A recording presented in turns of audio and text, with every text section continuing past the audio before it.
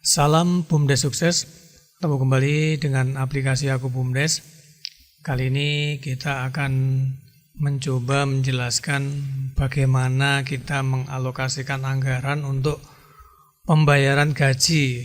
Nah, ini penting nih, karena banyak yang memahami bahwa BUMDes itu nggak gajian dulu sebelum punya laba.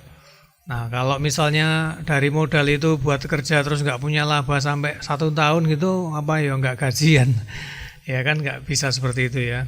Jadi tentunya dari modal yang ada, kita mengalokasikan sebagian modal tersebut untuk pembayaran beban gaji. Ya minimal nanti kita hitung siapa saja penerima gajinya, berapa besarannya, tentunya yang sudah dibahas bersama atau dituangkan dalam anggaran dasar atau ART-nya.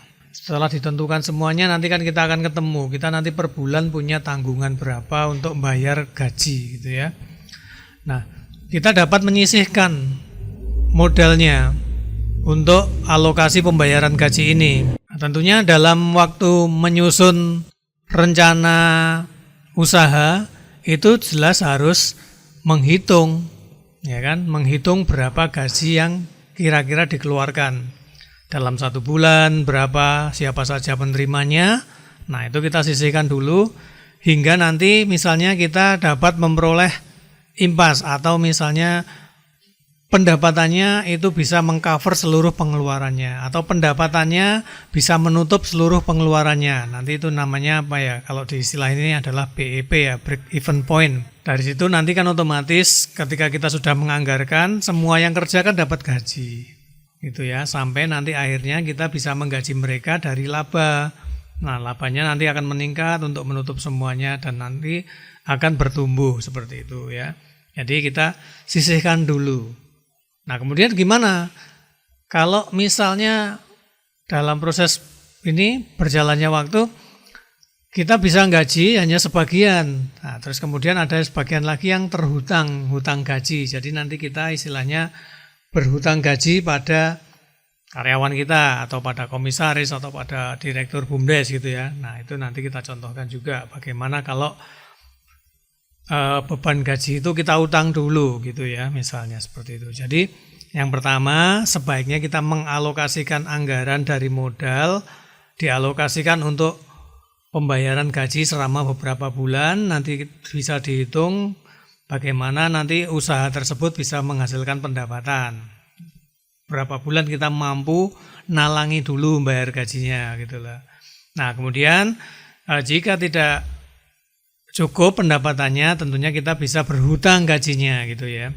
Nah, pada ketua BUMDes misalnya atau komisarisnya nanti dulu bayarnya gitu ya, bisa. Oke ya gitu ya. Nanti yang penting kita tahu siapa saja yang akan dibayar, berapa besarannya, nanti berapa kita mengalokasikan gitu ya. Jadi dalam rencana usaha harus diperjelas. Nah, oke, kita sekarang contohkan saja dalam aplikasinya. Kita masukkan dalam kelompok perdagangan, produksi dan budidaya.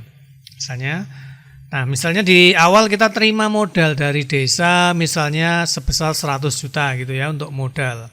Kemudian nanti misalnya kita sisihkan nih 25 juta untuk persiapan gaji itu misalnya ya.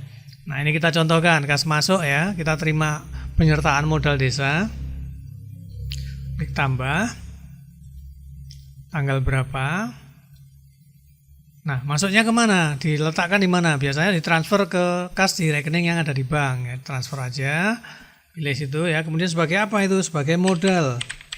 Nah, kita masukkan di modal BUMDes misalnya. Ini adalah penyertaan modal desa. Jumlahnya 100 juta misalnya ya. 100 juta. Tambahkan, kemudian kita simpan. Nah, ini kita sudah memiliki uang di rekening di bank sebagai apa? Sebagai modal BUMDes. Itu ya. Terus kemudian kita sisihkan ini misalnya 25 juta. Misalnya kita menyisihkan 25 juta. Caranya gimana? Kita keluarkan dari kas rekening di bank ini, kita tampung di kas untuk kas sementara lah gitu, untuk nanti untuk persediaan bayar gitu, bayar karyawan. Bayar gaji-gaji ini ya. Ya kita mengeluarkannya pakai menu nih, kas keluar. Klik tambah. Jadi kita sisihkan dulu dari modal untuk persiapan bayar gaji gitu ya. Kas yang ada di bank dulu ya, dikeluarkan dari kas yang ada di bank, kemudian diklik tambah, dimasukkan kemana? Nah, kita masukkan ke kas kecil operasional ini, untuk persiapan gaji. Ya, ini ya, tarik tunai untuk alokasi gaji. Nah, gitu ya misalnya ya. Kita tarik tunai dari bank untuk alokasi gaji. Besarnya 25 juta. Nah, ini ya. Kemudian kita klik tambahkan, kemudian kita simpan. Nah, ini kita lihat dulu di neracanya. Nah, uang kita yang ada di bank yang tadinya 100 juta, yang kita transfer semua ke bank itu dari penyertaan modal desa, sekarang tinggal 75 juta. Kas di rekening banknya tinggal 75 juta. Ini nanti bisa digunakan untuk belanja-belanja modal. Nah, yang 25 juta kemana? Yang 25 juta ditampung dulu di kas kecil operasional untuk persiapan bayar gaji. Jadi ini nggak diutak-atik ceritanya gitu ya. Nggak diutak-atik untuk persiapan bayar gaji. Nah, ini 75 dan 25 juta ini sebagai apa? Sebagai modal BUMDes. Nih, kita punya modal BUMDes tercatat 100 juta. Nah, gitu ya. Nah, kemudian waktu berjalan nih sekarang kita mengeluarkan gaji tersebut misalnya. Jadi kita pakai kas keluar. Kita usaha walaupun belum punya pendapatan, kita bayar gaji kan gitu ya. Kas keluar, kemudian ditambah kapan kita mengeluarkan uangnya itu. Kemudian diambil dari mana? Diambil tentunya dari kas kecil operasional ini. Gitu ya. Kemudian klik tambahkan. Nah, ini sebagai apa? Sebagai beban. Nah, kita cari ini beban gaji karyawan. Ini ya. Keterangannya bayar gaji. Ya, nanti rinciannya bisa ditulis semuanya gini contohnya ya. Nah, ini kita contohkan saja bayar gaji jumlahnya berapa? 25 juta. Nah, tambahkan kemudian kita simpan. Nah, kalau kita lihat di neraca, karena kita lihat di neraca, kas kecil ini udah nggak ada nih kosong. Uangnya kemana? Uangnya sudah kita keluarkan. Nah, kita belum memiliki pendapatan. Kita sudah kita bayar karyawan kita, membayar semua yang tertanggung ini 25 juta beban-beban gaji itu. Jadi kita minus tentunya ya, minus 25 juta. Kita punya beban 25 juta, tapi terbayar ini. Kita nggak ngutang sama karyawan-karyawan kita, sama yang harus dibayar itu.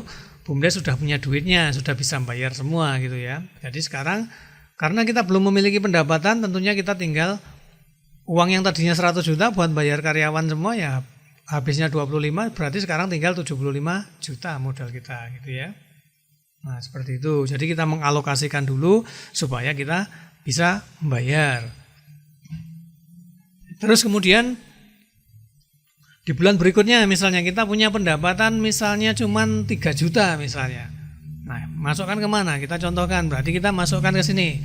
Ada kas masuk. Nah, ini ya, klik tambah.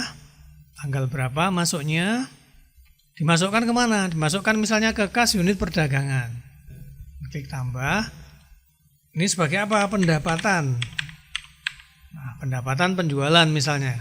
Keterangannya laba penjualan misalnya 1 bulan atau ya misalnya kita punya laba 3 juta misalnya gitu, kita contoh aja ini ya. Nah, kita punya laba, nah kita simpan, nah kita lihat di neraca. Nah, sekarang uang kita jadi nambah nih, harta lancar kita jadi 78. Terdiri dari apa? Dari pendapatan 3 juta ditambah uang yang masih ada di bank tadi 75 juta, jadinya 78. Nah, yang 3 juta ini karena pendapatan, dia otomatis akan tercatat sebagai laba. Maka di laba berjalan kita lihat. Nah, yang tadinya kita minus 25 juta, bayar karyawan tadi, ya, walaupun uangnya kita sudah sediakan, tapi di situ dianggap beban, masih dianggap beban. Nah, sekarang karena kita punya pendapatan 3 juta, berarti sekarang laba berjalannya tinggal 22 juta minus 22 juta. Jadi kita masih rugi 22 juta karena kita hanya memperoleh pendapatan cuma 3 juta. Gitu ya. Jadi kita masih menderita kerugian nih, walaupun kita punya pendapatan 3 juta, tapi kita masih menderita kerugian 22 juta. Ini belum bayar lagi ini ya. Nah, kemudian karena kita cuma punya uang 3 juta misalnya, yang kita prioritaskan bayar karyawan dulu misalnya. Bayar karyawan 2 juta nih, 2 orang 2 juta. Kemudian bayar ketua BUMDes harusnya 3 juta. Tapi karena kita baru punya uang pendapatan tadi 3 juta, yang 2 juta udah buat bayar karyawan, nah ini ketuanya cukup 1 juta misalnya. Jadi nanti akan terhutang nih yang 2 juta. Kemudian misalnya hutang lagi sama komisaris, kita punya hutang lagi 3 juta. Berarti nanti kita akan punya hutang gaji itu sebesar 5 juta. Caranya gimana ya? Nanti kita masukkan dulu, pendapatannya sudah. Nih, kemudian kita bayar dulu nih. Bayar dulu. Bayar berarti pakai kas keluar. Uangnya dari mana? Kita ambilkan dari laba yang ada di kas unit perdagangan tadi, misalnya gitu ya. Tambah tanggal 12. Lihat. Nah, kita ambilkan dari sini, dari kas unit perdagangan karena labanya adanya di situ. Dan klik tambah. Sebagai apa itu? Sebagai beban gaji pengurus dan karyawan misalnya ini. Bayar karyawan misalnya 2 orang gitu, kasih keterangan ya. Ini berapa jumlahnya? 2 juta. Ini ditambahkan, kemudian kita simpan datanya, kemudian bayar lagi nih ketua BUMDes. Klik tambah. Diambil dari mana? Dari kas unit perdagangan lagi. Tambah. Ini menjadi apa lagi? Menjadi beban. Nah, kita beban gaji ini ya. Bayar gaji direktur misalnya atau ketua BUMDes ya, direktur 1 juta. Ini ya. Dan klik tambahkan. Kemudian kita simpan. Nah, ini kita sudah bayar 2 kali. Kita lihat di neraca. Nah, uang yang ada di kas tadi yang pendapatan dari laba tadi habis. Habis kemana? Buat bayar. Nah, sekarang kita punya beban lagi nih 25 juta. Nah, gitu ya contohnya ya. Nah, ini kan harusnya bayar semua nih 25 juta. Tapi ini kita contohkan saja. Jadi kita sekarang punya beban lagi 25 juta. Ini baru bayar 1 juta. Ini bayar 3 juta. Kita baru punya uang itu. Nah, kita punya beban lagi 25 juta yang tadinya 22 karena sudah punya pendapatannya buat bayar gaji lagi. Nah, tapi dari itu belum selesai urusannya. Ternyata kita masih punya hutang gaji untuk ketua BUMDes 2 juta, punya gaji untuk hutang gaji untuk komisaris 3 juta nih dalam 1 bulan itu. Nah, hutang gaji ini bagaimana memasukkannya? Nah, kita masuk pakai jurnal nih, jurnal penyesuaian. Nah, klik tambah. Tanggal berapa gitu ya. Masuknya sebagai apa itu? Masuknya kemana dapatnya? Ke beban ya. Nah, kita cari masuknya ke beban. Itu menjadi beban gaji pengurus dan karyawan. Ini ya.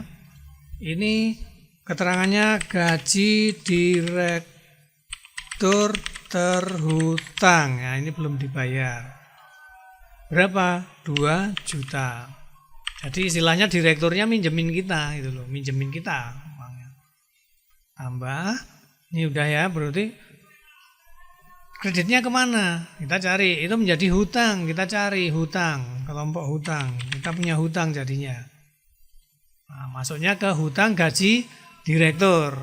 Ini kalau mau dirinci, misalnya karyawan A, karyawan B juga bisa nih hutang gaji karyawan A, karyawan B, biar kita tahu semua kita punya hutang berapa, itu misalnya ya. Kalau enggak ya digabung gini. Ini misalnya gaji direktur, oke. Kemudian kita simpan. Nah, ini kita punya gaji direktur, utang gaji direktur 2 juta. Terus lagi gaji komisaris. Nah, ini klik tambah. Tanggal berapa? Sebagai beban juga. Beban gaji ya kan. Ini adalah gaji komisaris terhutang. Berapa dihutangnya semuanya kita nggak bisa bayar misalnya ya. 3 juta. Dan cari dikeluarkan dari mana itu atau sebagai apa itu, sebagai hutang gaji komisaris di sini ya, hutang gaji komisaris. Kemudian klik OK, hutang gaji komisaris, klik OK. Nah, ini ya, kemudian kita simpan. Nah, ini kita punya hutang 5 juta nanti, hutang gaji. Nah, kita lihat di neraca. Tampilkan. Nah, ini kita sudah nggak punya kas ya, uangnya di bank tetap, anggap aja gitu. Nah, terus sekarang kita punya hutang nih, hutang gaji direktur 2 juta. Hutang gaji komisaris 3 juta. Nah, di sini kita punya hutang. Yang tadinya kita punya beban tadinya itu istilahnya baru diakui cuma sebesar 25 juta. Yaitu kita punya pendapatan 3 juta kemudian mengeluarkan gaji 2 juta ditambah ini 3 juta ditambah 3 juta berarti 8 juta gitu ya. Berarti 8 juta dikurangi 3 juta berarti kita punya hutang gaji 5 juta. Kita punya pendapatan cuma 3 juta tapi kita harus membayar gaji ini totalnya 8 juta. Berarti kita hanya mampu bayar 3, berarti kita punya utang 5. Nah, kita diutangi ini sama komisaris sama direktur. Kita utang dulu. Nah, kita punya beban di laba berjalan 30 juta. Nah, ini utang gaji. Nah, kemudian berjalannya waktu misalnya kita sekarang ada pemasukan. Misalnya kas masuk, ada pendapatan gitu ya. Nah, ditambah. Misalnya sekarang sudah bagus berjalan beberapa waktu ada kas masuk di sini. Tambah sebagai apa? Pendapatan. Nanti kita bayar ya, bayar utang gajinya itu, pendapatan penjualan. Misalnya ini laba penjualan. Sekarang kita punya laba misalnya 30 juta. Nah, itu ya. Enggak punya pendapatan yang hebat lah gitu misalnya. Enggak punya pendapatan yang meningkat. Kita punya pendapatan 30 juta. Sekarang kita lihat di neraca. Di neraca ada uang 30 di kas unit perdagangan ada uang 30 juta. Diperoleh dari mana itu? Dari laba. Kita punya laba 30 juta, tadi kita punya beban 30 juta. Berarti sekarang sudah 0 di sini. Nah, laba berjalannya sekarang sudah 0 karena kita punya pendapatan 30 juta, tadi kita punya beban 30 juta. Kita punya uang kas di kas perdagangan 30 juta. Nah, terus kita sekarang bayar apa? Kita sekarang bayar karyawan misalnya. Karyawannya ini semuanya sudah kita bayar nih 25 juta. Nah, kita bayar dulu semuanya. Nah, kas keluar, kita bayar di kas keluar. Klik tambah. Tanggal berapa? Kemudian diambil dari ini kas unit perdagangan. Klik tambah lagi. Nah, ini kita ke beban lagi. Nah, beban gaji ya, gaji pengurus dan karyawan. Nah, ini kita tulis bayar gaji. Gajinya berapa ini totalnya? Gajinya totalnya 25 juta misalnya. Kita bayar gaji keseluruhan 25 juta. Nah, ini ya. Kemudian klik tambahkan, kemudian kita simpan. Nah, tentunya kita akan kebebanan lagi. Kalau di neraca kita lihat kita minus lagi, tadinya sudah 0, kita minus lagi buat bayar. Uang di kasnya tinggal 5 juta, karena sudah dipotong 25 bayar karyawan. Nah, di sini minus lagi, punya beban lagi, karena tadi kita impas ya, kita punya beban 30, punya pendapatan 30, jadinya impas. Nah, sekarang kemudian kita bayar karyawan lagi, otomatis kita punya beban lagi di sini, minus lagi. Tapi di kas kita sudah punya uang 5 juta sekarang. Kita sudah punya uang, aktifannya sudah meningkat. Kita punya uang 80 juta. Dari 75 yang ada di bank ditambah 5 juta yang kita pegang di kas sisa laba tadi. Nah, labanya dipotong buat bayar beban gaji. Nah, kita punya sisa 5 juta. Nah, misalnya yang 5 juta ini buat kita bayar utang ini. Nah, utang gaji yang belum terbayar ini gimana cara bayar utangnya ya? Ini kas keluar. Klik tambah. Tanggal berapa? Diambil dari mana? Dari kas unit perdagangan. Kemudian klik tambahkan. Nah, ini kita kemana? Kita masukkan kemana? Masukkan ke hutang. Hutang gaji direktur misalnya. Nah, hutang gaji direktur. Ini keterangannya bayar gaji terhutang. Bayarnya berapa terhutangnya? 2 juta ya, yang belum dibayar. Ya, kemudian klik tambahkan. Kemudian bayar lagi. Tambah. Masuk lagi ke hutang. Hutang gaji komisaris sekarang. Nah, bayar gaji komisaris terhutang. Komisaris nih ya. 3 juta. ini klik tambahkan, ini totalnya 5 juta, kita keluarkan ya, klik simpan datanya. Kemudian kita lihat di neraca.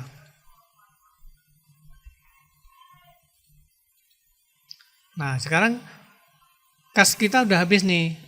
Yang tadinya sisa 5 juta buat bayar utang. Nah, sekarang kita nggak punya hutang gaji direktur, sudah 0 karena sudah kita bayar. Kita juga nggak punya hutang gaji komisaris. Nah, 0. Itu ya, kita sekarang sudah nggak punya beban hutang gaji. Nah, tapi tadi tetap kita masih punya perusahaan kita belum untung, kita masih punya beban 25 juta belum untung ya, kita belum punya pendapatan lagi. Tapi sudah nggak punya hutang gaji gitu ya.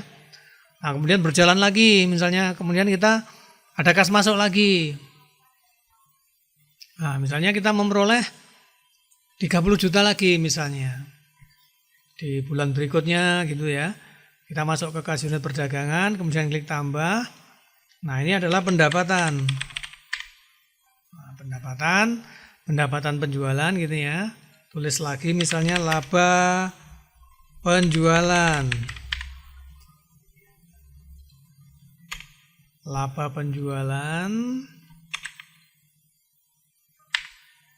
misalnya 30 juta lagi. 30 juta lagi, klik tambahkan, kemudian kita simpan. Nah, kita lihat lagi ya di neracanya, sekarang kita punya pendapatan, tadi punya beban, kita masih punya kerugian tadi 25 juta di bulan kemarin misalnya, sekarang kita punya pendapatan. Saya lihat, sekarang kita punya di kas unit perdagangan dari laba punya 30 juta, nih labanya kita simpan di sini. Nah, kemudian laba berjalan kita karena kemarin kita punya beban 25 juta sudah ketutup dengan pendapatan 30 juta, berarti kita tercatat sekarang laba 5 juta. Tapi kita belum bayar gaji karyawan ini ya. Kemudian sekarang kita bayar nih gaji karyawan lagi, ke beban lagi ya. Kas keluar, klik tambahkan. Ya, tanggal 12. Diambilkan dari mana? Dari kas unit perdagangan. Tambah. Ini kita bayar beban lagi. Beban gaji lagi. Nah, ini bayar gaji 25 juta lagi. Ya. Ditambahkan. Kita simpan datanya. Nah, kita lihat di neraca lagi. Kita udah nggak punya utang gaji sekarang ya. Di kas unit perdagangan kita masih punya uang sisa 5 juta. Kita nggak punya hutang gaji komisaris, gaji direktur, kita nggak punya, kita udah bisa bayar, tapi kita masih merugi. Nah, perusahaannya sementara masih merugi 20 juta gitu ya. Nah, kita masih merugi, tapi kita sekarang sudah meningkat karena laba kita tadi masih tersisa. Jadi kita punya kewajiban 25 juta, tapi kita punya laba 30 juta, jadi masih tersisa 5 juta. Nah, menjadi aktiva tentunya bisa dikelola. Nah, sekarang kita juga total modalnya 80 juta. Karena kita masih merugi 20 juta. Kemudian di bulan berikutnya, pendapatannya tambah banyak misalnya. Sekarang kita punya pendapatan misalnya 50 juta. Nah, sebagai masuk nih ke kas unit perdagangan, tambah sebagai apa? Pendapatan lagi. Nah, pendapatan penjualan, laba penjualan. Sekarang kita punya laba 50 juta misalnya meningkat ya. Tentunya laba kan bisa naik, bisa turun gitu ya. Tambahkan, ini punya laba 50 juta, kemudian kita simpan. Nah, kita cek lagi di neraca. Jadi kita kan minus 25 juta ya. Masih minus berapa? 20 juta. Punya beban 20 juta tadi. Nah, sekarang kita di keseluruhan di kas unit perdagangan ada 55 juta. Laba tambahan tadi 5 juta. Laba sebelumnya 5 juta ditambah laba baru 50 juta. Jadinya 55 juta. Nah, kita masih punya uang 75 juta, berarti total aktiva kita 130. 75 juta ditambah 55 juta gitu ya. Kita udah nggak punya utang gaji. Nah, kita lihat, tadi kita masih minus, perusahaan kita sebelumnya masih minus 20 juta. Karena kita punya pendapatan 50 juta, Berarti kita sekarang punya laba kan? Berarti 50 dikurangi beban yang tadi, kekurangan kerugiannya 20, berarti tinggal masih ada laba 30 juta. Nah, kita masih tercatat sekarang sudah surplus nih. Belum bayar gaji gitu ya. Nah, sekarang kita bayar gaji. Nah, kas keluar. Masuk kemana ya? Kita ambilkan dari kas unit perdagangan. Tambah sebagai beban. Beban gaji karyawan, ya, bayar gaji 25 juta tanggungan yang harus kita bayar dalam tiap bulannya ya. Tambahkan, kemudian kita simpan. Nah, ini kita sudah bayar gaji lagi. Kita cek lagi di neraca sekarang perkembangannya seperti apa. Nah, di kas kita sekarang ada sisa uang 30 juta. Yang tadinya 55 juta dikurangi membayar beban gaji 25, berarti sisa 30 juta ini kita pegang ya. Kemudian di laba ruginya sekarang kita punya laba berjalan 5 juta. Sekarang kita sudah mulai surplus. Pendapatan kita sudah mampu mengcover semua beban-beban kita gitu ya. Tadi kita punya beban punya laba 30 juta, tercatat laba 30 juta laba bersihnya. Kemudian ada beban 25 juta, berarti sekarang kita laba bersihnya tinggal 5 juta laba berjalannya. Tapi uang kita sekarang balik, yang tadinya kita rugi berangsur-angsur pulih dan sekarang surplus gini ya. Nah, jadi seperti itu. Sebaiknya kalau di awal usaha kita mengalokasikan anggaran untuk cadangan dana gaji. Nah, itu diambilkan dari modalnya. Nah, yang harus kita catat adalah siapa saja yang mendapatkan gaji, besarannya berapa. Nah, kita alokasikan, misalnya dialokasikan 1 bulan, nanti bulan kedua kita sudah punya pendapatan kok, atau 3 bulan, kemudian bulan keempat kita sudah punya pendapatan yang cukup, misalnya gitu ya, atau 6 bulan, karena nanti setelah 6 bulan kita sudah punya pendapatan yang cukup, kita alokasikan di situ. Jadi selama 6 bulan karyawan-karyawan kita semua yang harusnya mendapatkan haknya terbayarkan semua. Nah, gitu ya. Jadi kita mengalokasikan dulu dari modal untuk persiapan bayar gaji. Itu yang baik seperti itu. Nah, kemudian jika berjalannya waktu ternyata pendapatan kita nggak cukup. Ternyata hanya cukup untuk bayar beberapa, kemudian kita masih punya hutang. Nah, bagaimana tadi kita mencatatkan hutangnya, hutang gaji gitu ya, dicatat di mana, bagaimana prosesnya. Proses hutang itu, jadi istilahnya kita dipinjemi sama karyawan itu sebagai beban kita belum dibayar. Nah, setelah mendapatkan laba, kita mampu membayar mereka. Prosesnya tadi bayarnya seperti yang kita contohkan tadi ya. Nah, kita keluarkan, kemudian kita kurangi hutangnya. Oke, demikian ya. Semoga bisa dipahami. Yang penting kalau di BUMDes itu ya yang kerja itu ya gajian, jangan sampai yang kerja kok enggak gajian kalau belum punya laba ya, siapa yang mau gitu ya, siapa yang mau mengelola BUMDes nanti kalau misalnya dalam 1 tahun enggak ada laba terus mereka kerja bakti selama 1 tahun, kira-kira ya belum ada lah di Indonesia yang mau seperti itu. Oke, demikian ya, semoga bisa dipahami dan bermanfaat. Salam BUMDes sukses.